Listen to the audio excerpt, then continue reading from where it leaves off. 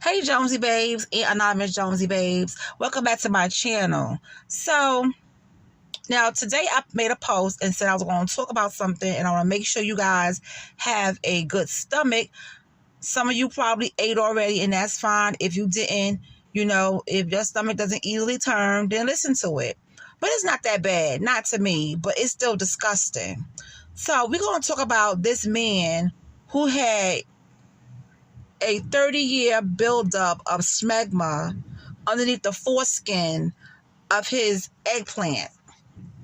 Okay, let's go ahead and just talk about it. It's have mercy. But anyway, and this man is married. So you mean to tell me you and your wife are not knocking the boots because you had this smegma on your pee and you were in pain? And the only reason why you went to the doctor because stuff was falling off? Okay. So a married man was rushed to the doctor after finding a stomach-turning 30-year smegma buildup on his eggplant. The patient was taking a shower when he felt pain in his genitalia and bits of hardened dirt began to fall into the drain. Oh my gosh. He was mistaking them for kidney stones. He hurried to the urologist and to his doctor in the city which he lived in, to get himself checked out. The medical professional peeled back the man's foreskin and beheld the revolting accumulation of sickly, yellowish-brown smegma. As the doctor cleaned up the calcified scales of dirt, oil, and dead skin, because that's what smegma is, a foul odor began to fill the clinic. Can you imagine that? Can you imagine being in a clinic and a patient's getting taken care of and they have this problem? Now, you're probably sitting in the waiting room or near the doctor's area, and all of a sudden you get this foul smell up your nose. I know the doctor wanted to throw up. I know he did, because, honey, I would have been like, you know what? What are you doing? Why are you not taking care of yourself? I want to know why he have all this buildup. You're not cleaning yourself properly. First of all, why do you still have all that skin? Listen, guys. Listen, pull it back and clean that. Okay? Pull it back and clean that. Pull it back and clean that. Pull it back. Pull it back. Pull it back and clean that. Please do. Oh. A foul odor began to fill the clinic. I know it had to smell like dead ass, like for real.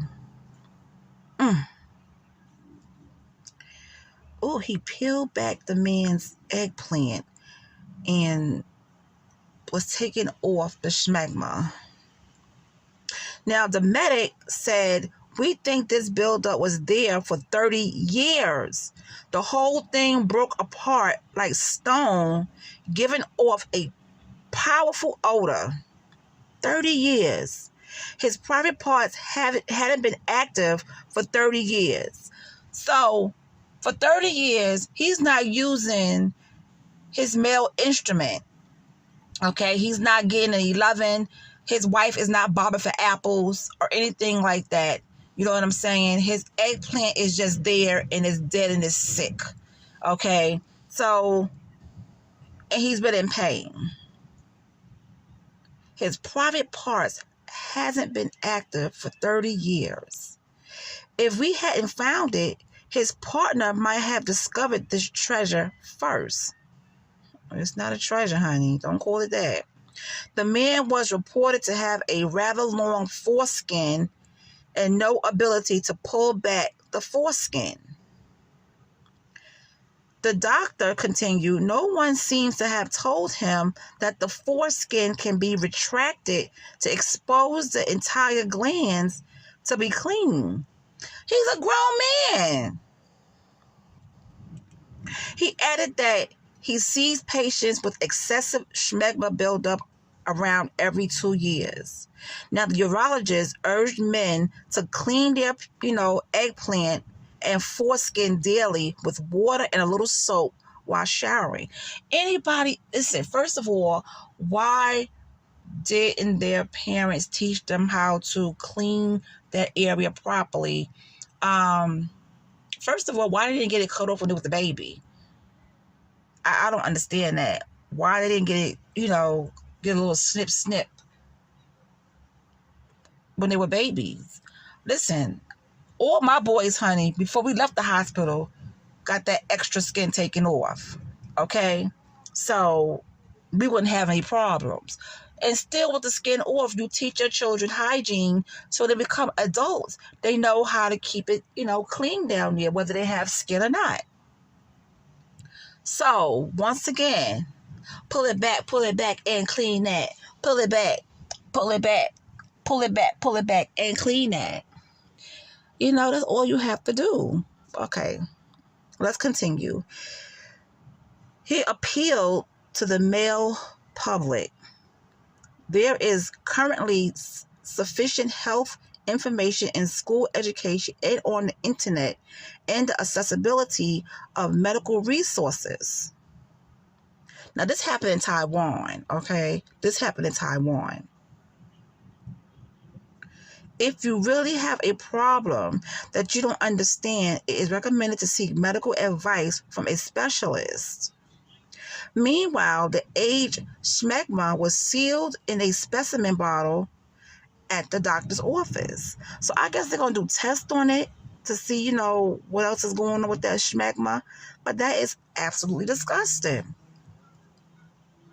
Oh, my goodness. I'm still thinking about the smell. Oh, I'm telling you, if I was that doctor, I would have threw up all over the place.